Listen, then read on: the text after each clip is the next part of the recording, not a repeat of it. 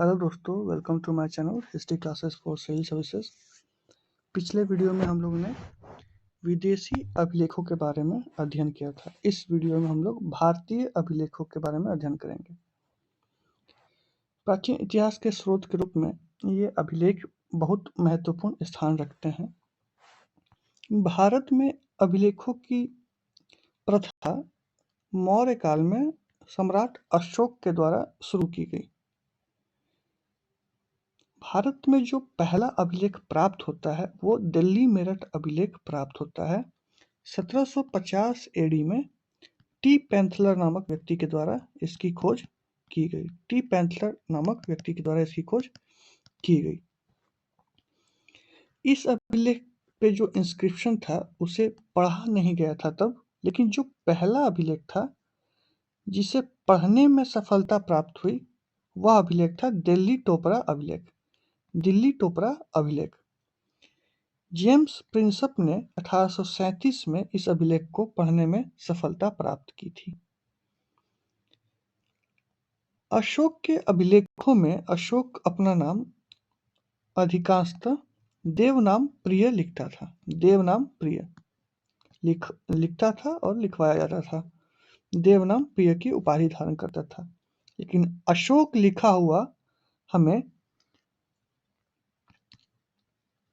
3 महत्वपूर्ण अभिलेख प्राप्त होते हैं। पहला अभिलेख है मास्की अभिलेख जो कर्नाटक से प्राप्त होता है। दूसरा है गुजरा अभिलेख जो मध्य प्रदेश से प्राप्त होता है। और तीसरा है नेत्तुर या उड़ेगोलम का अभिलेख, ये कर्नाटक से प्राप्त होता है। एक अभिलेख और है जिसमें सम्राट लिखा हुआ, सम्राट अशोक, एक अभिलेख जिसमें अशोक स्वयं को सम्राट बताता है, वह है भाबरू बैराट अभिलेख। भाबरू बैराट अभिलेख। अशोक के अभिलेखों में प्राकृत भाषा का प्रयोग किया गया है। इसके जितने अभिलेख हैं उसमें सिर्फ एक भाषा का प्रयोग हुआ है, लेकिन इसने लिपियां 4 रखी हैं। 4 लिपियों का प्रयोग हुआ है। लिपियां कितनी हैं? 4। ब्राह्मी लिपि, अरमाइक लिपि, खरोष्ठी लिपि और यूनानी यानी ग्रीक लिपि। भारत में जो बड़ा भूभाग है भारत का, उसमें ब्राह्मी लिपि का सर्वाधिक प्रयोग हुआ है। इन 4 लिपियों में सर्वाधिक प्रयोग ब्राह्मी लिपि का हुआ है। तक्षशिला और काबुल के क्षेत्र में अरमाइक लिपि का प्रयोग हुआ है। सर-ए-कुन्ना अभिलेख जो गांधार से प्राप्त होता है, उसमें भी अरमाइक लिपि का प्रयोग हुआ है। और आज वर्तमान पाकिस्तान में स्थित शाहबाजगढ़ी और मानसेहरा में जो अभिलेख प्राप्त होते हैं, उसमें अशोक के द्वारा खरोष्ठी लिपि का प्रयोग कराया गया है। ये 4 भिन्न लिपियां और एक भाषा, प्राकृत भाषा का प्रयोग हुआ है। अशोक के अभिलेख के बाद हम आगे बढ़ते हैं और देखते हैं खारवेल का हाथी गुम्फा अभिलेख। यह उड़ीसा का चेदीवंशी शासक था। इस अभिलेख में पहली बार भारतवर्ष लिखा हुआ अभिलेख प्राप्त होता है। यह हमें पहला अभिलेख ऐसा प्राप्त होता है जिसमें भारतवर्ष लिखा हुआ उत्कीर्ण किया हुआ है। इस अभिलेख से हमें यह जानकारी प्राप्त होती है कि खारवेल ने खंडगिरी पहाड़ी में जैन भिक्षुओं के लिए आवास या गुफाओं का निर्माण कराया था। आगे देखते हैं रुद्रदामन का गिरनार अभिलेख।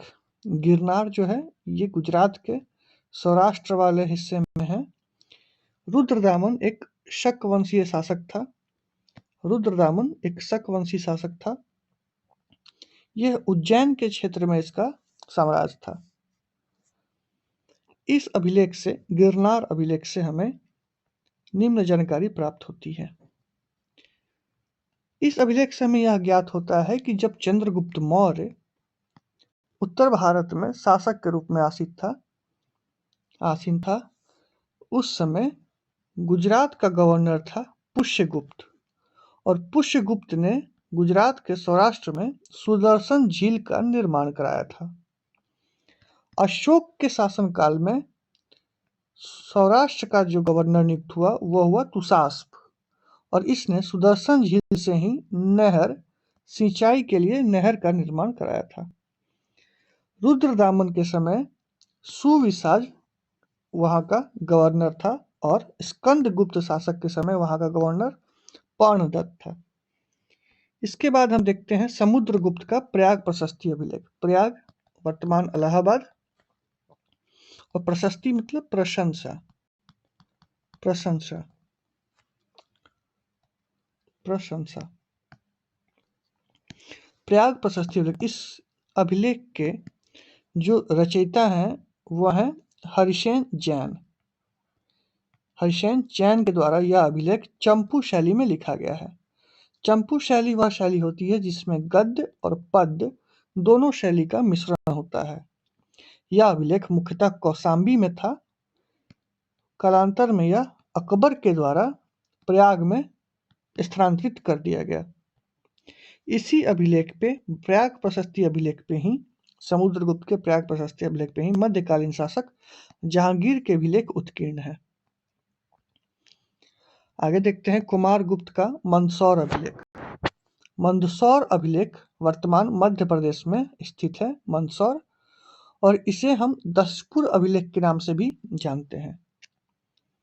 इस अभिलेख से हमें रेशम बुनकरों के बारे में जानकारी प्राप्त होती है। ये बुनकर, जिन्हें हम श्रेणी या गिल्ड्स के रूप में जानते हैं, ये व्यापारियों का समूह था जो गुजरात के लाट प्रदेश से मध्य प्रदेश के मंदसौर के क्षेत्र में आकर बस गए थे। यहाँ इन्होंने सूर्य मंदिर का निर्माण करवाया, और यह जो मंदसौर अभिलेख है या दशपुर अभिलेख है, इस पे जो लेख उत्कीर्ण करवाया था उसका नाम था वत्स भट्टी। कुमारगुप्त शासक था और लेख उत्कीर्ण किसने करवाया था? वत्स भट्टी ने।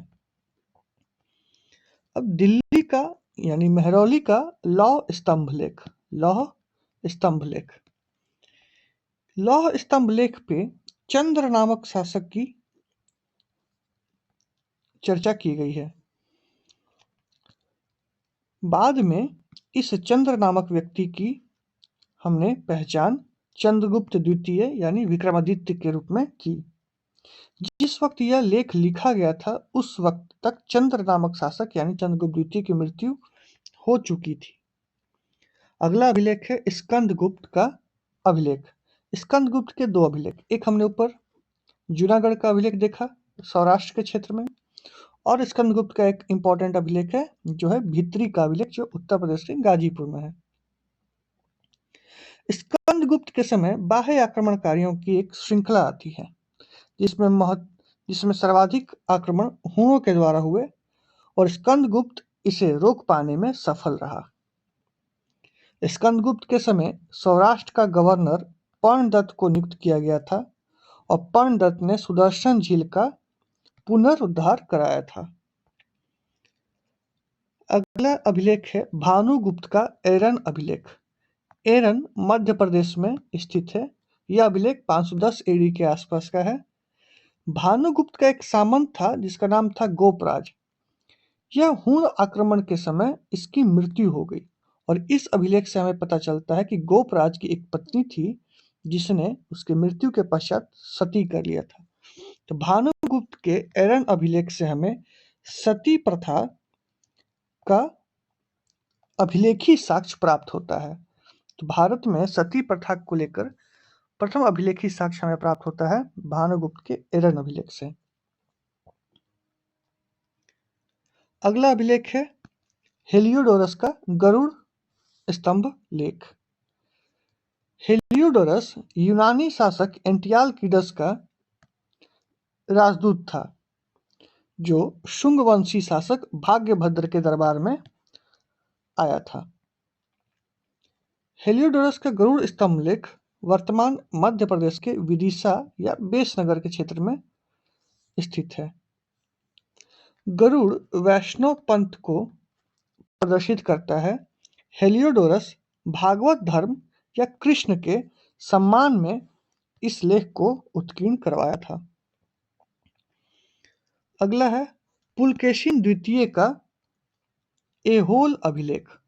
एहोल वर्तमान कर्नाटक में स्थित है। यह अभिलेख कर्नाटक से ही प्राप्त होता है।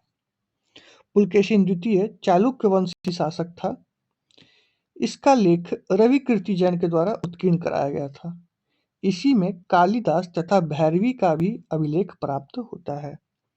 पुलकेशिन द्वितीय के एहोल अभिलेख से यह जानकारी प्राप्त होती है कि हर्षवर्धन और पुलकेशिन द्वितीय के मध्य युद्ध हुआ था।